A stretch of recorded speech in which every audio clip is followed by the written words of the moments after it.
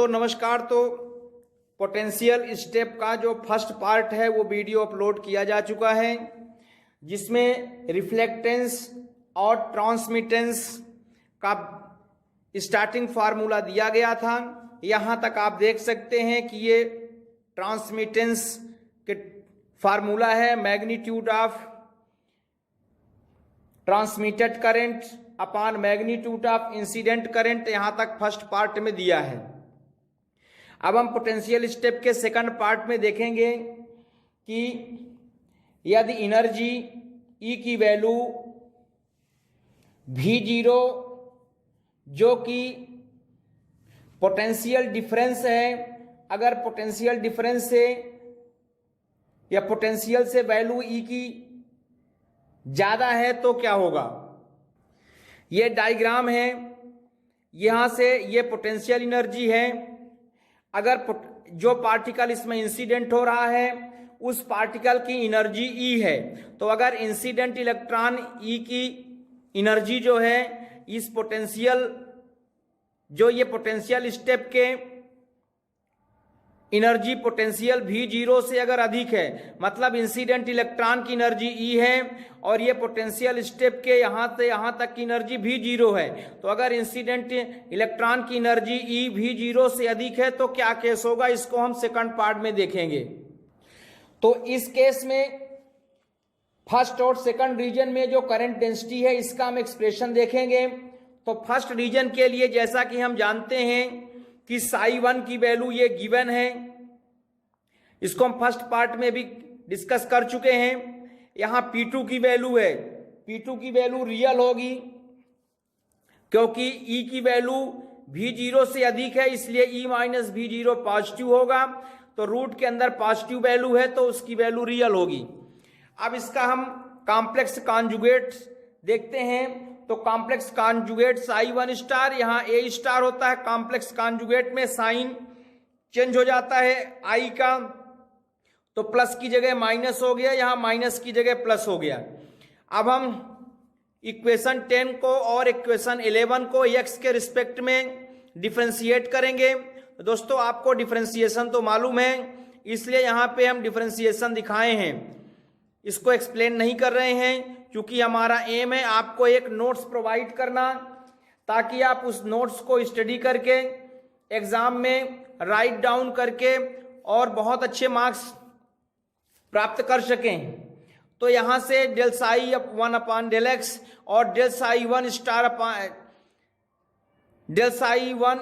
अपान del x है, जिसको differentiate किया गया है।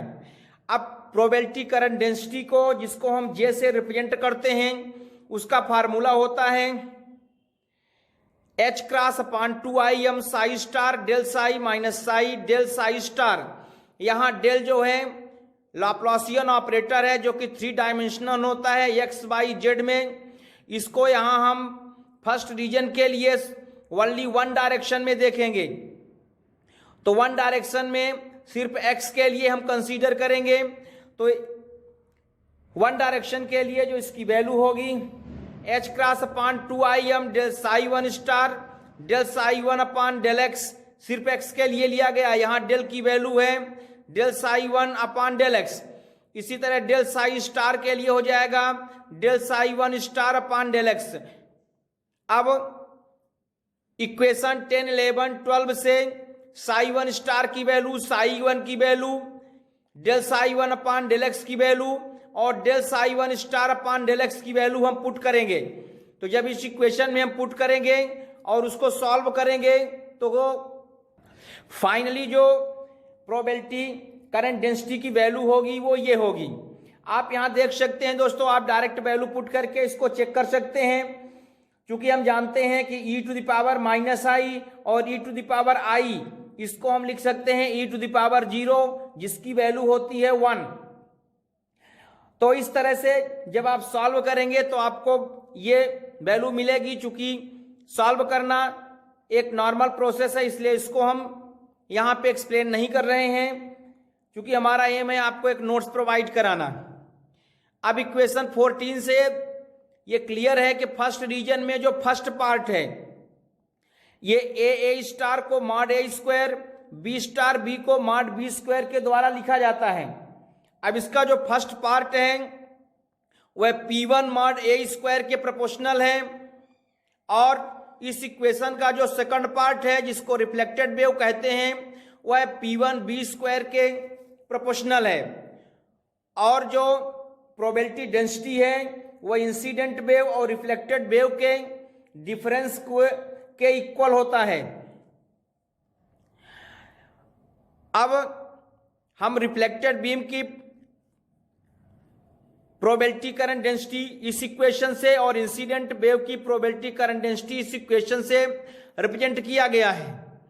अब सेकंड रीजन के लिए भी हम देख चुके हैं फर्स्ट पार्ट में कि सेकंड रीजन के लिए डी की वैल्यू 0 होती है, इसलिए साई 2 की वैल्यू डायरेक्ट सी लिख दिया गया है। इसका ये कॉम्प्लेक्स कॉन्जुगेट है, यहां देख सकते हैं ये प्लस है तो माइनस हो गया, क्योंकि कॉम्प्लेक्स कॉन्जुगेट में साइन चेंज होता है। यहां से del psi 2 upon del x, इसको भी एक्स के रिस्पेक्ट में डिफ्रेंशिएट किया गया और यहां भी एक्स के रिस्पेक्ट में डिफ्रेंशिएट किया गया। और बिल्कुल इक्वेशन 13 की जगह यहां पर भी हम प्रोबेबिलिटी करंट डेंसिटी देखेंगे सेकंड रीजन के लिए। तो सेकंड रीजन के लिए फार्मूला सेम है, सिर्फ साई 1 की जगह साई 2 यूज किया गया है। अब यहां पर भी इक्वेशन 15 से साई 2 की वैल्यू, साई 2 स्टार की value del psi 2 upon del x और del psi 2 star upon del x की वैल्यू पुट करेंगे और सॉल्व करेंगे। तो सॉल्व करने के बाद फाइनली आंसर ये आता है, सी सी स्टार को मॉड सी स्क्वायर लिखेंगे, चूंकि 2 बार लिखा है इसलिए 2 ये कैंसिल हो जाएगा। बाकी एक बेसिक मैथमेटिकल पार्ट है तो आप इसको जानते ही हैं, इसलिए इसको डिटेल में एक्सप्लेन नहीं किया गया है। तो इस तरह से सेकंड रीजन में हम देखते हैं कि सिर्फ ट्रांसमिटेड वेव होता है, इसलिए क्वेश्चन 16 ट्रांसमिटेड करंट डेंसिटी को रिप्रेजेंट करता है। अब इसके बाद हम देखते हैं रिफ्लेक्टेंस। तो फर्स्ट पार्ट में रिफ्लेक्टेंस का फार्मूला बताया गया है कि magnitude of reflected current upon magnitude of incident current.